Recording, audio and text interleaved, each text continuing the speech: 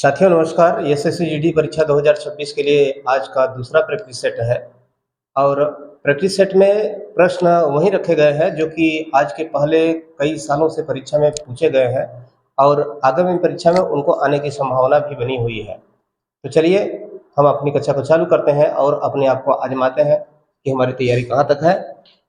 देखिए पहला प्रश्न पूछा है उत्साह का विलोम। उत्साह का विलोम, विलोम का मतलब उल्टा होता है। देखिए उत्साह में यदि हम अन उपसर्ग जोड़ दें, अन, यदि हम अन उपसर्ग जोड़ दें तो बनेगा अनुत्साह, अनुत्साह। ठीक। और उत्साह में यदि हम हत, हत जोड़ दें तो क्या बनेगा? हतोत्साह। क्या बनेगा? हतोत्साह। दोनों का अर्थ लगभग एक ही होता है और दोनों का संबंध निराशा से है। दोनों के परिणाम स्वरूप हमें निराशा ही प्राप्त होती है। इसलिए उत्साह का जो विलोम है, यहाँ पर जो विकल्प दिए गए हैं इनके अनुसार यह निराशा होगा, उत्साह का विलोम। इसके बाद जो अगला प्रश्न है वह है वह तेजी से दौड़ा में तेजी क्या है? क्या संज्ञा है, विशेषण है, क्रिया विशेषण है या सर्वनाम है? तो देखिए यहाँ पर सबसे अंत में लिखा हुआ है दौड़ा और यह शब्द क्या है? कौन सा शब्द है? यह एक क्रिया है और इस क्रिया की यह शब्द क्या बतला रहा है? विशेषता बतला रहा है। और हम जानते हैं कि जो शब्द क्रिया की विशेषता को बतलाता है उसको हम क्या कहते हैं? क्रिया विशेषण कहते हैं। तो इस प्रश्न का उत्तर कौन सा होगा? विकल्प सी होगा। ठीक। आगे जो दूसरा प्रश्न है वह है विद्या का पर्यायवाची क्या है? तो विद्या का पर्यायवाची ज्ञान होता है। इसमें बहुत कुछ बताने की आवश्यकता नहीं है, ना तो बहुत कुछ मेहनत करने की आवश्यकता है। इसके बाद अगला जो प्रश्न है वह है नाक कटना मुहावरा है। नाक कटना मुहावरा है। इसको आपने कई बार पढ़ा होगा और एसएससी जीडी 2022 में पूछा भी है। नाक कटना, नाक कटने का अर्थ सीधा सीधा होता है अपमान होना।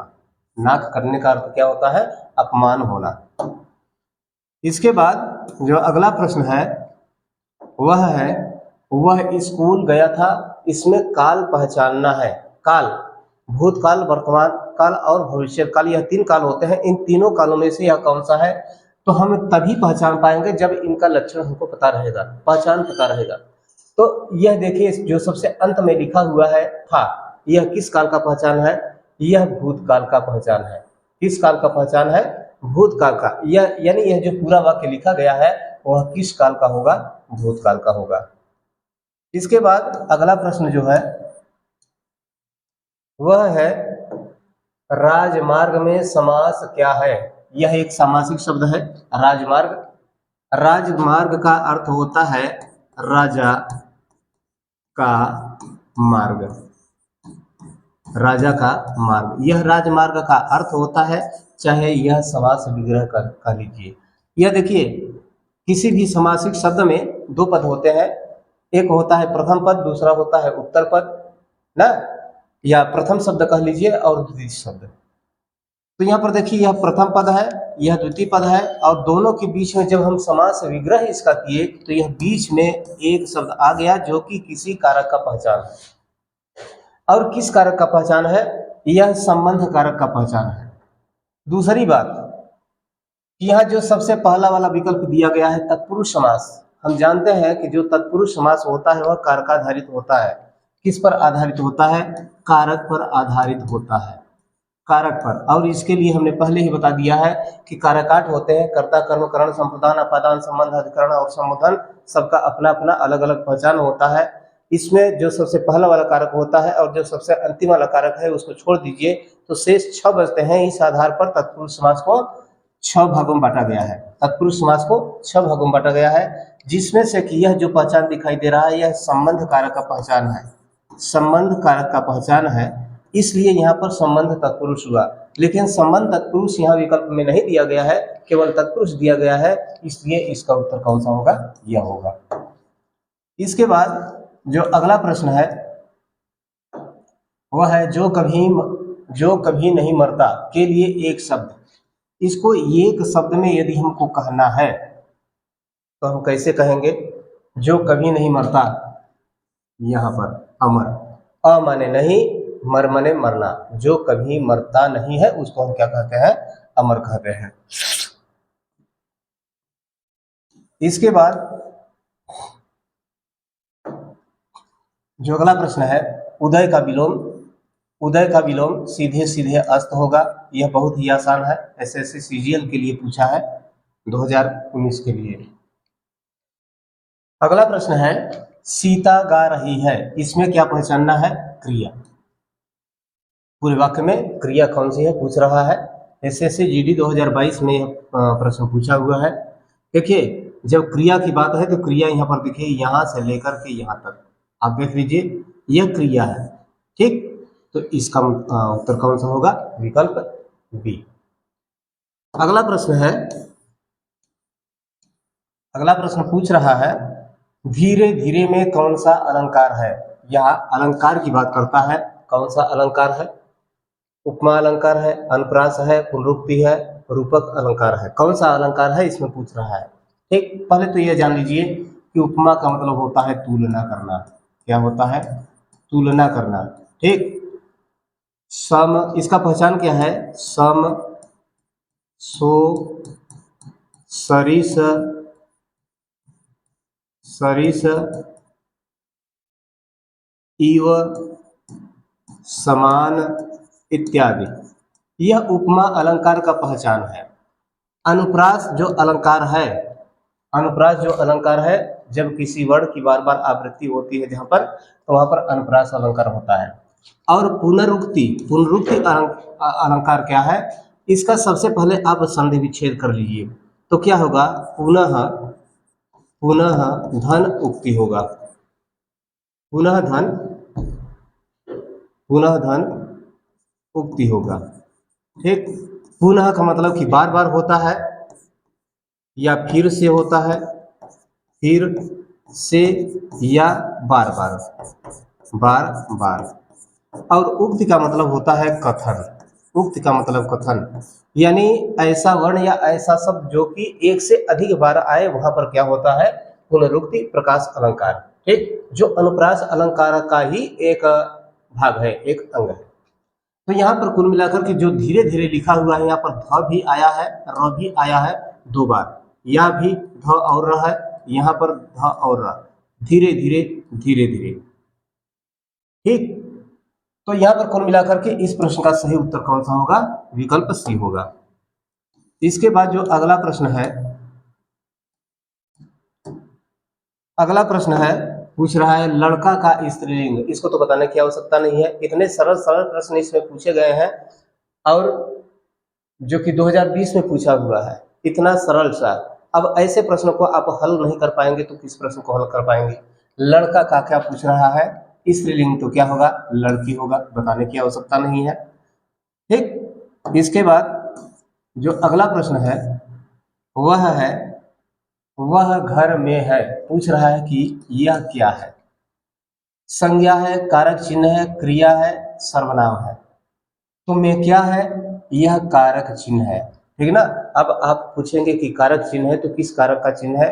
तो हमने पहले ही बता दिया है कि आपको अगर परीक्षा की भरपूर तैयारी करना है तो आपको पता होना चाहिए कि मतलब कि कहाँ कहाँ से प्रश्न पूछे जाते हैं। तो यह जान लीजिए, जितना भी पढ़ाया जा रहा है अलग अलग टॉपिक से है, और यह प्रश्न जो है वह कारक संबंधी है।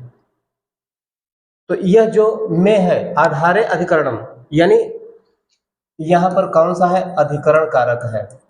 अधिकरण, अधिकरण का यह पहचान है। तो कहने का मतलब कि यह जो है कारक चिन्ह है।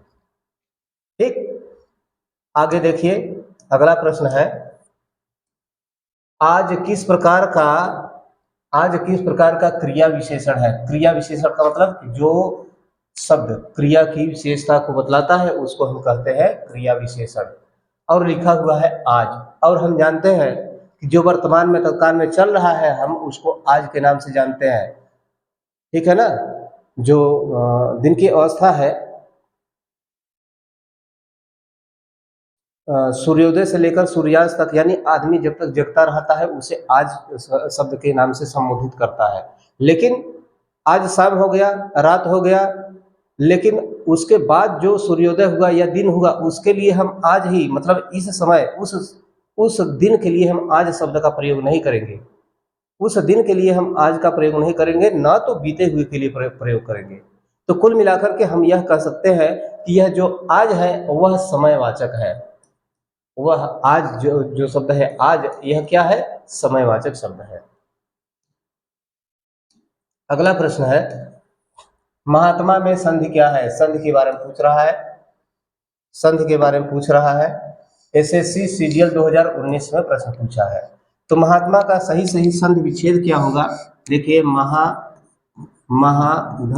आत्मा, महाधन आत्मा, इसका सही सही संधि विच्छेद है। यहाँ पर पहले पद के अंत में आ है और दूसरे पद के शुरुआत में भी आ है। दोनों जब आपस में जुड़ेंगे तो आ की रचना करेंगे, यहाँ जो कि बीच में दिखाई दे रहा है।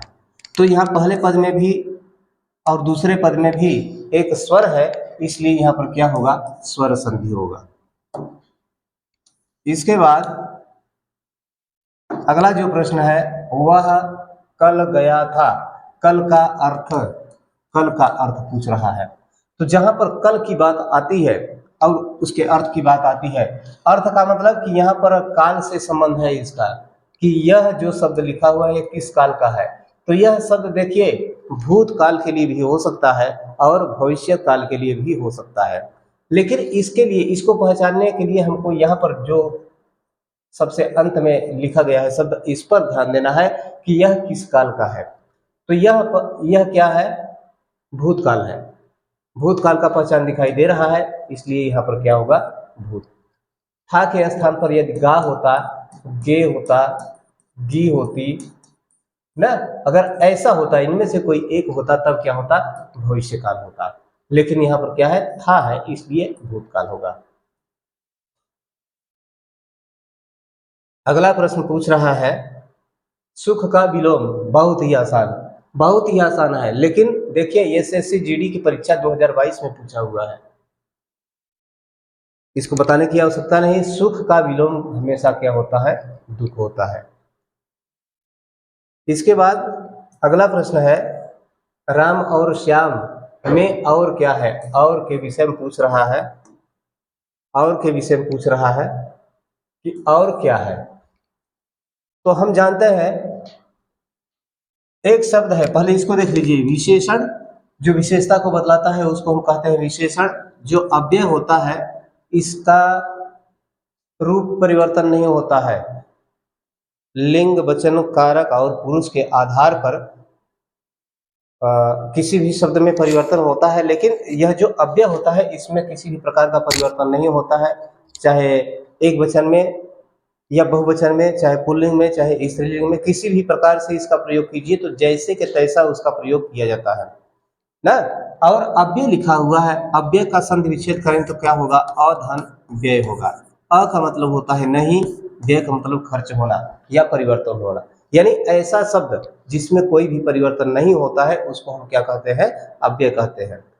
तो यह शब्द जो है, पहली बात की अव्यय है क्योंकि इसमें कोई भी परिवर्तन नहीं होता है। इसको आपने पढ़ा होगा, अनुभव भी किया होगा। दूसरी बात, यहाँ पर दिया हुआ है समुच्चय बोधक। समुच्चय बोधक का मतलब होता है जो शब्द किसी अन्य दो शब्दों को या किसी दो वाक्यों को आपस में जोड़ने का कार्य करता है, उसको हम क्या कहते हैं? समुच्चय बोधक। यह भी अव्यय का ही एक भाग है ना।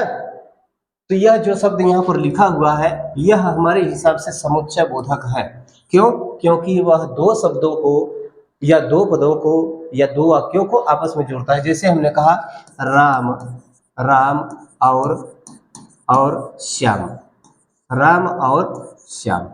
ठीक, यह पहला शब्द, यह दूसरा शब्द, और दोनों को आपस में जोड़ रहा है कौन? यह शब्द। ठीक,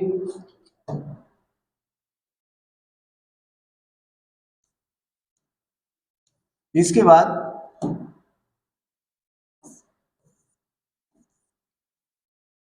जो अगला प्रश्न है पूछ रहा है दांत खट्टे करना का अर्थ। दांत खट्टे करना, इसका सीधा सीधा अर्थ होता है हराना। दांत खट्टे करना, इसका सीधा अर्थ क्या होता है? हराना होता है। ठीक।